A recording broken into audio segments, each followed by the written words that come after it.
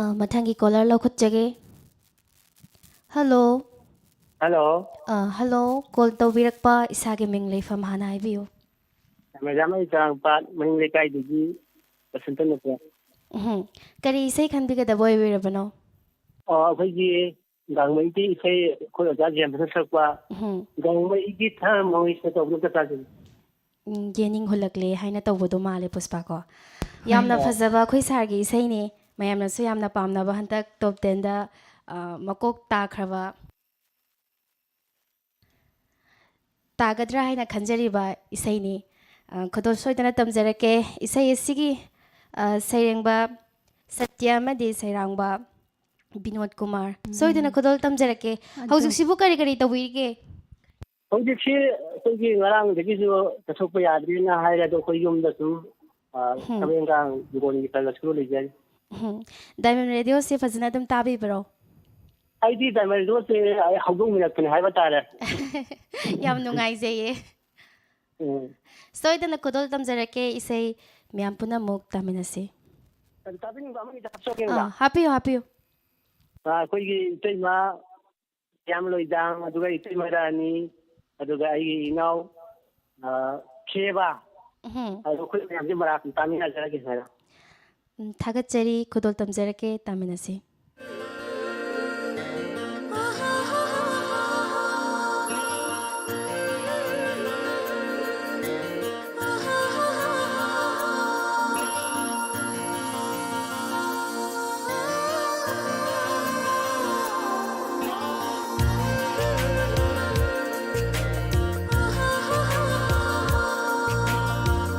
yening hulakle aigi thamoise nangi nungsi saktam urubada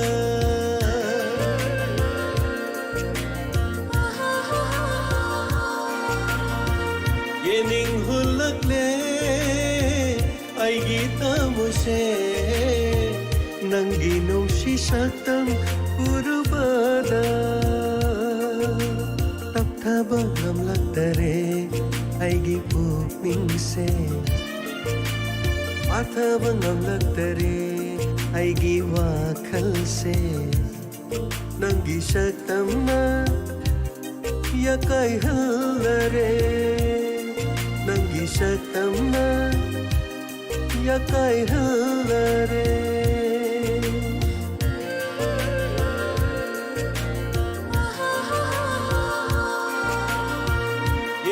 hulakle aigi thamoise nangi nungsi saktam urubada nangi nungsi saktam urubada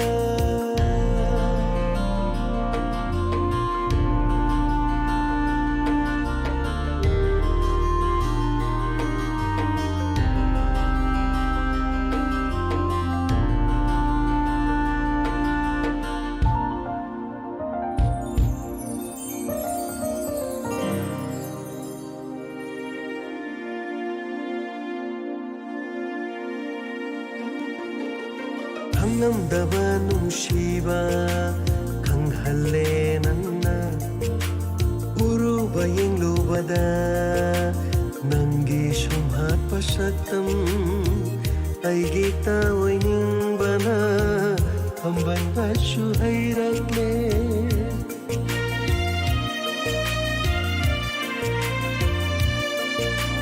ꯈꯪꯉꯝꯗꯕ ꯅꯨꯡꯁꯤꯕ ꯈꯪꯍꯜꯂꯦ ꯅꯪꯅ ꯎꯔꯨꯕ ꯌꯦꯡꯂꯨꯕꯗ ꯅꯪꯒꯤ ꯁꯨꯝꯍꯠꯄ ꯁꯛꯇꯝ ꯑꯩꯒꯤ ꯇꯥꯑꯣꯏꯅꯤꯡꯕꯅ ꯐꯝꯕꯟꯕꯁꯨ ꯍꯩꯔꯛꯂꯦ ꯃꯤꯀꯨꯞ ꯑꯃꯠꯇꯁꯨ ꯀꯥꯎꯕ ꯉꯝꯗꯔꯦ ꯃꯤꯀꯨꯞ ꯑꯃꯠꯇꯁꯨ ꯀꯥꯎꯕ ꯉꯝꯗꯔꯦ ꯅꯪꯕꯨ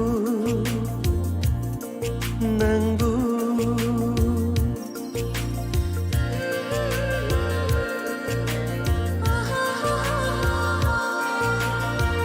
yening hulakle aigi thamoise ꯅꯪꯒꯤ ꯅꯨꯡꯁꯤ ꯁꯛꯇꯝ 우르바다 낭기 농시 삭담 우르바다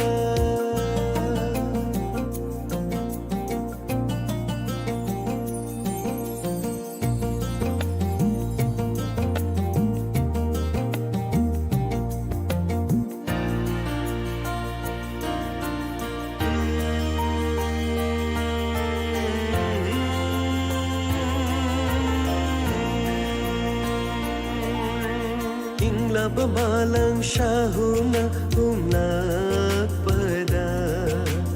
nung si irig na jothalle aigi hakchang se nangiyathang amabu pangnaba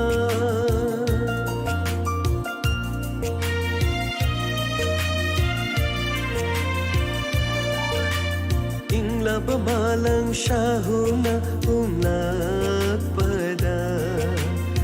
si irig na jothalle aigi hakchang se nangiyathang amabu pangnaba amoy kisi thoktuna pirage nafamda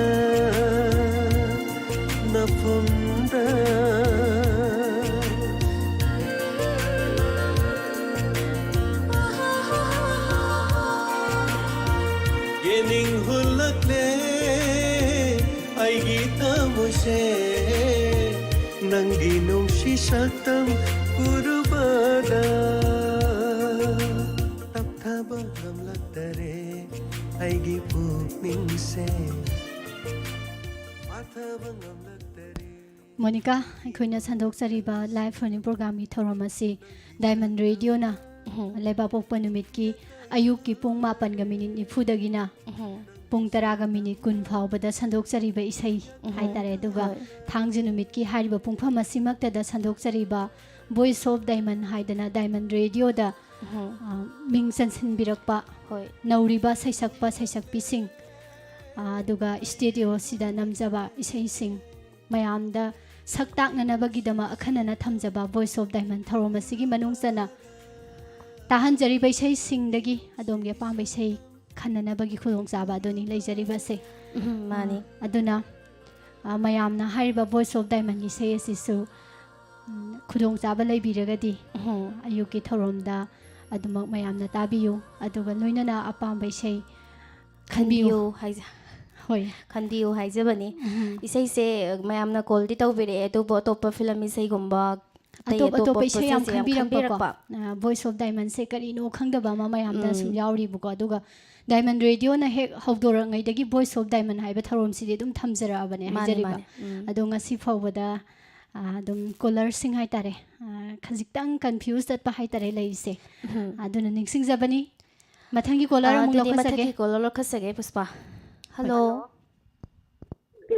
Senda kanjage call tawbirakpa isagi ming leifam han haibiyo Singtham mamang lekai dagi thapam jugita kari isai orbano khanbigadoribasibo mangan moiram themna sakpa mitang laba tawbudum ta tajari yam phajawi isai ni ko kari tawbirige haujiksibo sum ai sing honarami hadun kay ingjang thongbirage ngasi di lapui ron ye tawri yam hawdo male nawse amga hapade tabiningba hapigadro nausi se no karamina akhoi ima ya ima sojini adagidi ima mangi baba de ben ipanu ba de ba adagi akhoi kaino radio yam taba pamjaba ina marajabi adagidi ina mapimila aduga ai imanabi samramdagi pusparani moi singai je diamond dai bulap tami nazarage Takachari isai su yamna fajabi isai makhanbire tabiningba su mayam haibire puspa mati matanga ta thokning dro dudi aduni aisa haige toramini as isai dingang badi haite tawo di haiba mathang doina ngangage hoi hoi Takachari isai asi ꯃꯉꯥꯜ ꯃꯣꯏꯔꯥꯡꯊꯦꯝ ꯃꯁꯥꯃꯛꯅ ꯏꯖꯕ ꯌꯥꯝꯅ ꯐꯖꯕ ꯏꯁꯩꯅꯤ. ꯏꯁꯩꯁꯤꯕꯨ ꯊꯋꯥꯏ ꯍꯥꯞꯄꯤꯔꯤꯕ ꯕꯤꯀꯤ ꯈꯨꯗꯣꯜ ꯇꯝꯖꯔꯤ ꯄꯨꯁꯄꯥ ꯇꯥꯃꯤꯟꯅꯁꯤꯀꯣ. ꯍꯣꯏ ꯏꯁꯩꯁꯦ ꯑꯩꯈꯣꯏꯒꯤ ꯑꯍꯥꯟꯕꯗ ꯚꯣꯏꯁ ꯑꯣꯐ ꯗꯥꯏꯃꯟꯒꯤ ꯏꯁꯩ ꯁꯨꯝ ꯈꯣꯡꯉꯝꯕꯗꯒꯤ ꯍꯧꯖꯤꯛꯇꯤ ꯑꯩ ꯃꯥꯕꯨ ꯅꯨꯡꯁꯤ ꯍꯥꯏꯕ ꯐꯤꯂꯝꯁꯤꯗ ꯐꯤꯂꯝꯁꯤꯒꯤ ꯏꯁꯩ ꯑꯣꯏꯈ꯭ꯔꯕ ꯏꯁꯩꯅꯤ. ꯇꯥꯃꯤꯟꯅꯁꯤ.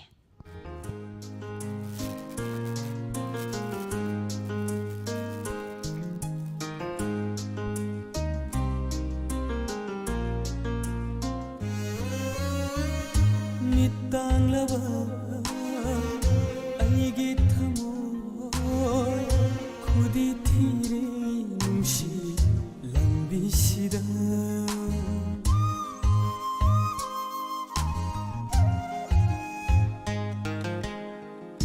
미땅라바 아이기 타모이 고디 티레 눈시 랑비시다 시기 세슈 오이비람비 샤나기 판바 또 그래 미땅라바 아이기 타모이 고디 티레 눈시 람비시다 고디 티레 눈시 람비시다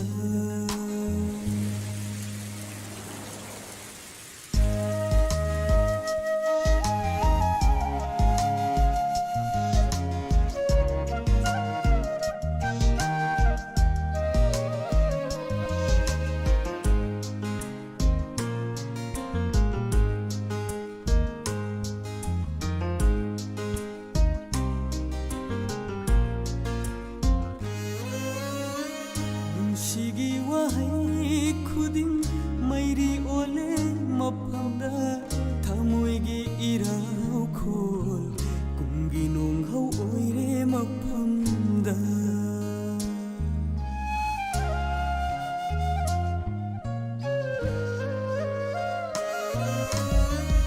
시기와 하이 쿠딩 마이리 올레 마판다 타모이기 이라우콜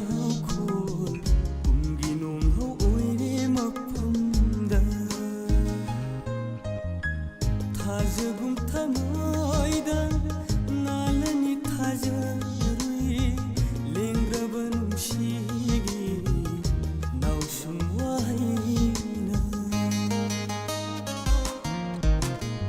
미땅라바 아이기 타모이 고디 티레 눈시 람비시다 고디 티레 눈시 람비시다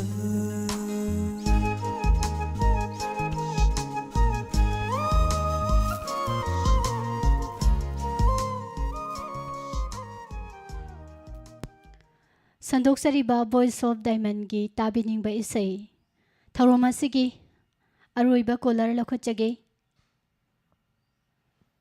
ꯍꯜꯂꯣ. ꯍꯜꯂꯣ, ꯑꯩ ꯍꯤꯌꯥꯡꯂꯝ ꯃꯌꯥ ꯂꯩꯀꯥꯏꯗꯒꯤ ꯗꯥꯏꯁꯤ. ꯇꯔꯥꯝ ꯅꯣꯛꯆꯔꯤ. ꯀꯔꯝꯕ ꯏꯁꯩ ꯇꯥꯁꯤꯒꯦ? ꯁꯤꯗ ꯀꯩꯅꯣ ꯄꯤꯌꯥ ꯃꯌꯥꯡꯂꯝ ꯑꯃꯅ ꯁꯛꯄ ꯏꯁꯩ ꯑꯝꯇ ꯇꯥꯖꯒꯦ. ꯑꯃ ꯍꯦꯛꯇ ꯌꯥꯔꯕꯣ ꯍꯥꯏꯁꯦ? ꯑꯃ ꯍꯦꯛꯇ ꯌꯥꯏ. ꯑꯗꯣ ꯇꯥꯕꯤꯅꯤꯡꯕ ꯈꯔ ꯍꯥꯞꯆꯒꯦ ꯃꯦꯗꯥꯝ. ꯍꯥꯏꯕꯤꯌꯨ ꯍꯥꯏꯕꯤꯌꯨ.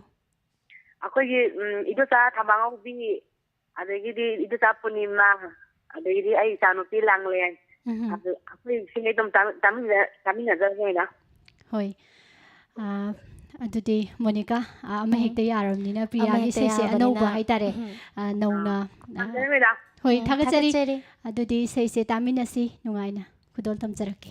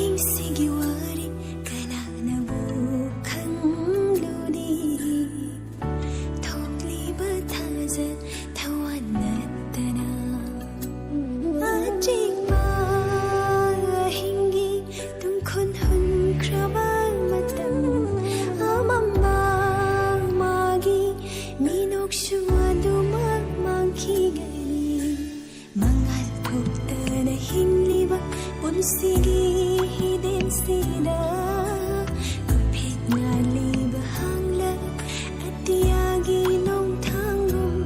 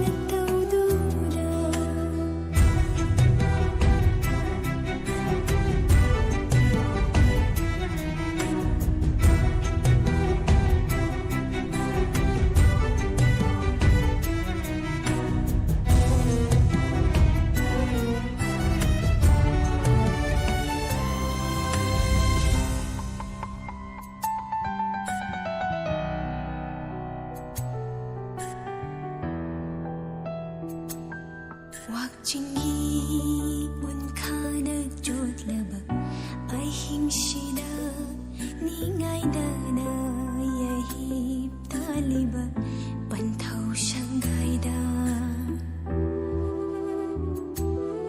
Wakchingi unkana jotlaba ai hingshida ningai dana yahi taliba panthau shangaida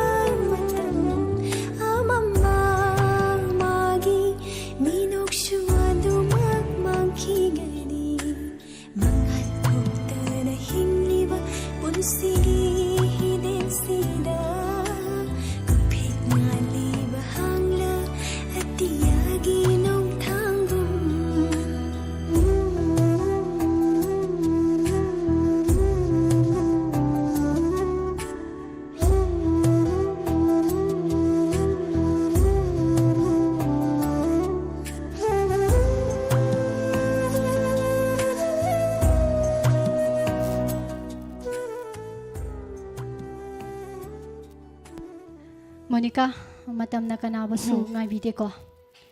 Ngasigi akhanana koina thamjaba Voice of Diamond gi tabiningba isei mayam gi apam isei khanana bagi thamjari ba thorom loisinjana bagi pongja yoksinjarak lei loinana lakadori ba nomaji numita aikoina leba pokba amadi thangji numita chandok sagadori ba Voice of Diamond gi sei singdagi adom gi pukning na khuida jaba isei do khanbiu mayam gi dama amohana laksage matamaduda ngasigi damakta di thorom tabiri ba singbu Pusparani laishram amadi Monica Thoksomanina khurumjari Khurumjari